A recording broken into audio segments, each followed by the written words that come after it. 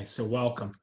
This is concept 104. It is a concept on both the SAT and the ACT. The concept is with redundancy and economy of language. And it's a topic that a lot of times is discussed in English class. A lot of times teachers will encourage their students to write more directly and with active verbs or an active voice. Um, it, um, Getting rid of any superfluous words or extraneous words that just create confusion. But anyway, this is a topic that is very much a part of both tests, and it's easy enough to get if you just know what you're looking for. So we'll go through this pretty quickly. Whenever you're in doubt about a question and you're not sure what to pick, always go with the most clear and concise or succinct answer. You don't want to waste words, and if there's a way to get the message across with fewer words, then it's probably the better choice. It's just more succinct. You're being economical with your words. You're not wasting them. You're being thrifty. And that's something that's very much prized in a lot of good writing, and it's something that is very important to both the SAT and the ACT. So the first concept is redundancy. Probably familiar with this word. Redundancy is when you repeat yourself. You're just being unnecessarily or excessively, notice that, I said the same thing more or less twice. You're just unnecessarily repeating what you already mean. So if you can avoid using synonyms back to back, then that's always a better way to go. Also, you don't want to just state the obvious either. So cats have small hearts, an organ that pumps blood throughout their body. Well, any human knows what a heart is, so it doesn't really need to be explained. That said, if you say small cats develop cardiomyopathy, then in a positive that explains what cardiomyopathy is necessary. So something's problematic if it states the obvious or you're repeating something that the reader already knows. It's already been given. And we'll look at that in just a moment, but let's kind of go through all three of these. So word economy, if you look at this incorrect one, it's a little confusing and it's all in passive voice. Passive voice is when you use state of being verbs. State of being verbs aren't wrong. There's nothing inherently wrong with them, but there's always a more direct way to say it. An example would be if I said, John hit the ball, that's direct, that's active voice. Versus the ball was hit by John. Move that down. The ball was hit by John. Both sentences are technically correct, but the first one is an active voice and it's just a bit more direct. So if we look at these two, we have the triple axel was landed by Michelle Kwan, who is a skater for the United States at the 1998 Winter Olympics.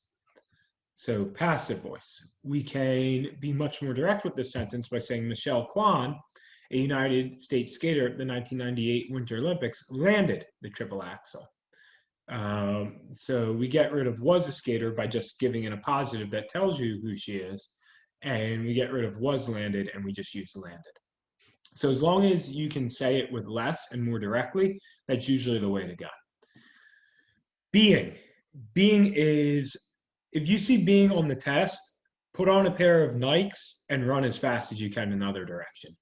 Being is pretty much always wrong. It creates wordiness, confusion, and diluted sentences. If you want to see more on that, I encourage you to kind of look this over, but you can take my word at face value that being is creating convoluted sentences.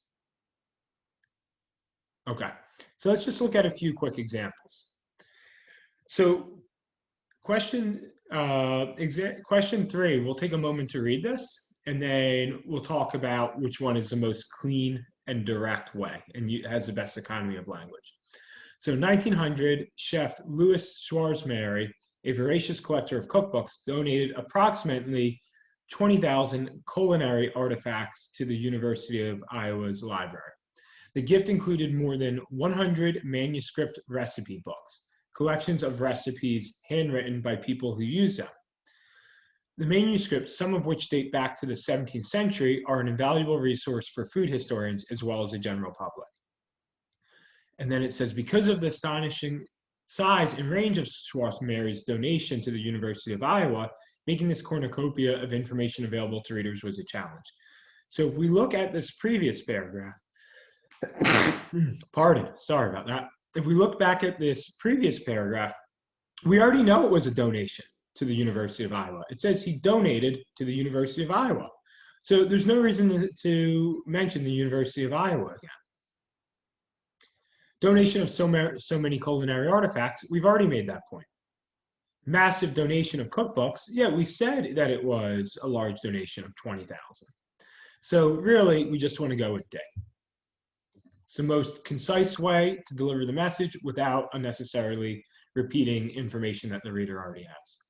All right, let's look at 5. If these birds are simply looking for open space and enough food to eat, then why not end their journey in the low Arctic? Continuing on to the north requires more fuel and carries an even greater risk of mortality if the birds continue on. So hopefully you're already realizing what's problematic with A. We already say continuing on to the north, so we don't need to say if the birds continue on. So redundant there. If they keep going, that's synonymous with continue on. Mortality, well, if you look up the definition of mortality, that's death. So we're repeating ourselves unnecessarily. So that's going to be D. 6. According to jazz historians Gary Giddens and Scott DeVaux, Redman acknowledged that he had, in fact, adjusted and altered the structure of his musical arrangements in part to accommodate Armstrong's distinct style. Adjusted and altered mean the same thing. So we don't want both words. Changed also means the same thing. Reworking means the same thing. So we just go with adjusted. Again, the key thing with these problems isn't that they're difficult. They're not. They're pretty straightforward and probably one of the easier parts of the test. That said, if you're not in tune to the fact that the test prizes economy of language and concise, direct sentences, then it's easy not to pick up on this type of problem and to go for the wordier choice because it just seems more proper. But more words often doesn't mean better. Anyway, good luck with the worksheet.